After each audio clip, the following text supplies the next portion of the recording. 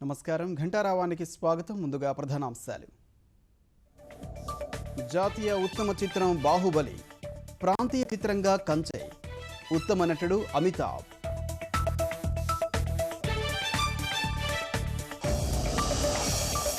Telugu cinema సత్తా చాటిన బాహుబలి తొలిసారి జాతీయ ఉత్తమ చిత్రంగా ఎంపిక, స్పెషల్ ఎఫెక్ట్స్లోనూ పురస్కారం.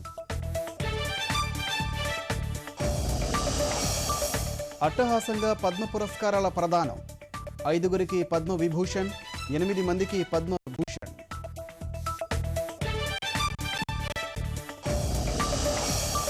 నదుల అనుసంధానంతో కరువు పారిపోయేలా చేస్తున్న పోలవరం పట్టిసీమ పనులు పరిశీలించిన ముఖ్యమంత్రి.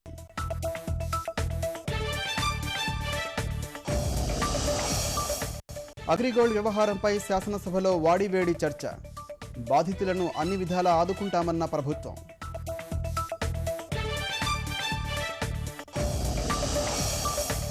భూ క్రయ విక్రయాలకు పట్టాదారు పాసు పుస్తకం తప్పనిసరి కాదు, కొత్త చట్టానికి శాసనసభ ఆమోదం.